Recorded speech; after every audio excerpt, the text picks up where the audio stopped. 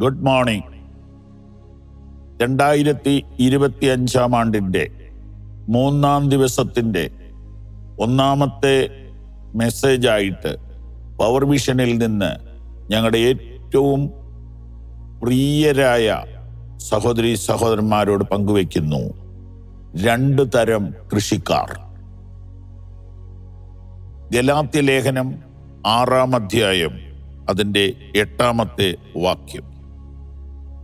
തൻ്റെ ജഡത്തിൽ വിതയ്ക്കുന്നവൻ ജഡത്തിൽ നിന്ന് നാശം കൊയ്യും. ഇതെന്താന്ന് സാധാരണക്കാരെ പറഞ്ഞ് മനസ്സിലാക്കണമെന്ന് ആഗ്രഹമുണ്ട്.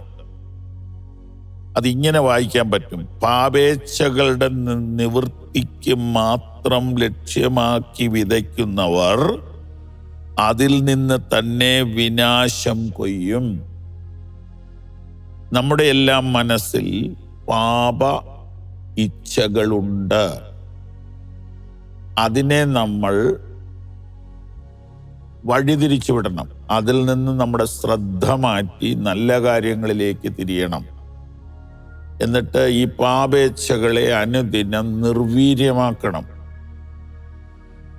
അതിന് പകരം അതിനെ വളർത്തുന്ന നിലയിലുള്ള ചിന്തകൾ, സംസാരങ്ങൾ, കാഴ്ചകൾ, നോട്ടങ്ങൾ, അത് നാം ചെയ്തുകൊണ്ടിരുന്നാൽ നാം ജഡത്തിൽ വിതയ്ക്കുകയാണ്. അത് വളർന്നുകൊണ്ടേയിരിക്കുകയാണ്. അത് നാശമായി കൊയ്തെടുക്കേണ്ടി വരും. തൻ്റെ ജഡത്തിൽ വിതയ്ക്കുന്നവൻ ജഡത്തിൽ നിന്ന് നാശം കൊയ്യുമെന്നുള്ളതിൻ്റെ പരിഷ്കരിച്ചുള്ള വായന, പാപേച്ഛകളുടെ നിവൃത്തി മാത്രം ലക്ഷ്യമാക്കി വിതയ്ക്കുന്നവൻ, പാപേച്ഛകളുടെ നിവൃത്തി മാത്രം ലക്ഷ്യമാക്കി വിതയ്ക്കുന്നവർ. അപ്പൊ വിതയെന്ന് പറയുന്നത് ചിന്തയിലാണ്.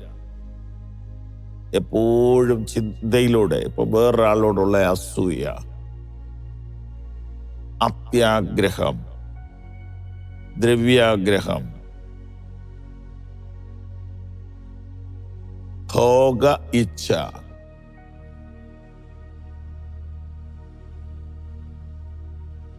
ഈ കാര്യങ്ങൾ എല്ലാവരുടെയും മനസ്സിലുണ്ട്. എന്നാൽ അതിനെ അനുദിനം നിർവീര്യമാക്കിയിട്ട് ആത്മീയവും വിശുദ്ധവും നല്ലതുമായതിനെ ചിന്തിച്ചാൽ, അതിലേക്ക് നമ്മുടെ ശ്രദ്ധകളും മണിക്കൂറുകളും ഇൻവെസ്റ്റ് ചെയ്താൽ നാം നിത്യജീവനെ കൊയ്യും. 2 തരം വിതക്കാർ. പാപേച്ഛകളുടെ നിവൃത്തി മാത്രം ലക്ഷ്യമാക്കി വിതയ്ക്കുന്നവർ അതിൽ നിന്ന് തന്നെ വിനാശം കൊയ്യുകയും, ദൈവാത്മാവിനെ പ്രസാദിപ്പിക്കാനായി വിതയ്ക്കുന്നവർ ദൈവാത്മാവിൽ തന്നെ നിത്യജീവനെ കൊയ്യുകയും ചെയ്യും. നിങ്ങളുടെ കൊയ്ത്ത് നിങ്ങളുടെ ചിന്തകളുടെ ഫലമാണ്. Some people plan to please their desire controlled by sin. From these desires they will harvest death. Others plan to please the Holy Spirit. From the Spirit they will harvest eternal life. ഒരു കൂട്ടം മനുഷ്യർ സ്വന്തം താല്പര്യങ്ങൾക്ക് അനുസൃതമാവണ്ണം ജഡീക ചിന്തകൾക്ക് പ്രോത്സാഹനം കിട്ടുന്ന കാര്യങ്ങളെ ചിന്തിക്കുകയും സംസാരിക്കുകയും കാണുകയും പ്രവർത്തിക്കുകയും ചെയ്യുന്നു. എന്നാൽ മറ്റൊരു കൂട്ടം ആളുകൾ പരിശുദ്ധാത്മാവിൻ്റെ സഹായത്തോടെ ആത്മീക ചിന്തകൾക്ക് പ്രാധാന്യം കൊടുക്കുകയും സംസാരിക്കുകയും കാണുകയും പ്രവർത്തിക്കുകയും ചെയ്യുന്നു. 2ഉം കൊയ്ത്തിൽ വരുമ്പോൾ ഒന്ന് മരണവും ഒന്ന് ജീവനുമായി മാറും. അതുകൊണ്ട് നിങ്ങൾ ഏത് തരം കൃഷിയാണ് ചെയ്യുന്നത്? പലപ്പോഴും ഞാൻ ഇങ്ങനെയുള്ള കാര്യങ്ങളിൽ പഠിക്കാനും എന്നെ തന്നെ തിരുത്താനും ആഗ്രഹിക്കുകയും ശ്രമിക്കുകയും ചെയ്തുകൊണ്ടിരിക്കുകയാണ്. വേറൊരാളുടെ ദോഷം പറയുമ്പോൾ അതിനെ പെട്ടെന്ന് സ്റ്റോപ്പ് ചെയ്യും. എൻ്റെ കൂടെ ഉള്ളവരാണെങ്കിലും ഒക്കെ വേറൊരാളുടെ ദോഷം പറയുമ്പോൾ നമുക്കത് വിടാം, ആ വിഷയം വിടാം.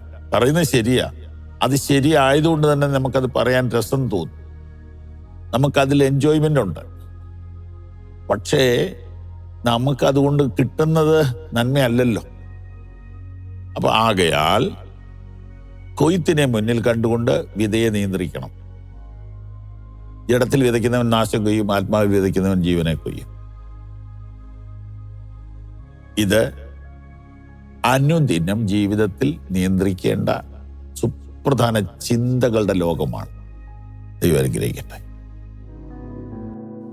ഈ സന്ദേശങ്ങൾ നിങ്ങൾക്ക് തുടർച്ചയായി ലഭിക്കുവാൻ പവർ വിഷൻ ടിവിയുടെ സാമൂഹിക മാധ്യമങ്ങൾ സന്ദർശിക്കുക.